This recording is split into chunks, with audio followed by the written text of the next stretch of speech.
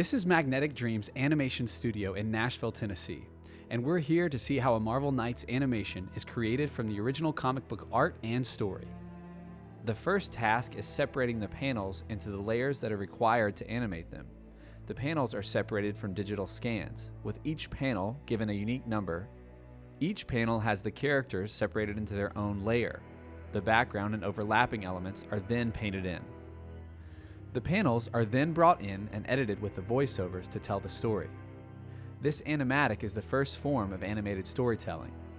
The comic medium ceases to exist as the passage of time leaves the reader's control and is determined by the directors. This is a quick way to determine which panels will be used, how the camera is going to move and cut between the shots, what the mood and approach will be for each shot, and where additional work is going to be performed in terms of 3D animation of character, special effects, and simulations. Once an animatic is created, the staff meets to review it, and the directors communicate their vision in completing the episode. Difficult sequences are then discussed and tasks are assigned so that everyone knows what needs to be done. Now that the shots are established, the panels are brought back into Photoshop. Since the camera angles and distances are now defined, the artists know where the backgrounds need to be extended. In the original comic art, the panels can be of various sizes, but for video, these panels have to be extended to fit a 16:9 HD frame. Characters and other elements are also extended, carefully using parts of the original art where possible to maintain the look of the original comic. Character animation falls into two broad categories, 2D and 3D. The 2D character animation is created using the original art by cutting it into numerous layers, painting in the missing parts, and then moving, rotating, and warping the layers to get motion. Yet behold what I have achieved. Be thus inspired to dream of what you with your spirit might one day... When there is motion needed to tell the story that cannot be created from the original art, 3D animation is utilized. The character is sculpted in the computer, and then pieces of the original art are applied to the sculpture so that it looks as much as possible like the art in the comic.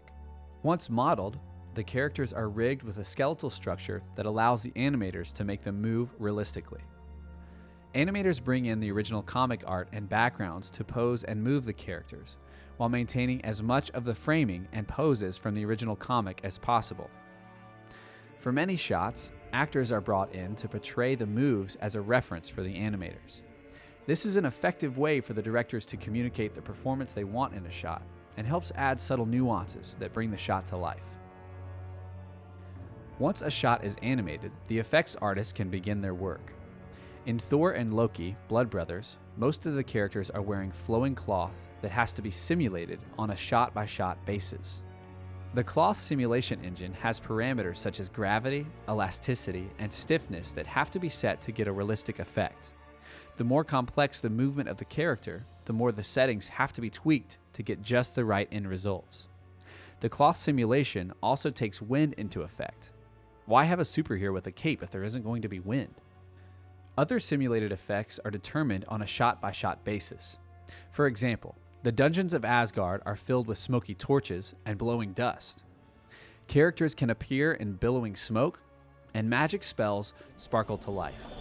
I bid you welcome, Hela. You are wise to show me courtesy, Loki Laufeyson. We may be monarchs both, but with a touch of my hand I can yet render you my subject. May I offer you some refreshment? I neither eat nor drink, Lord of Asgard.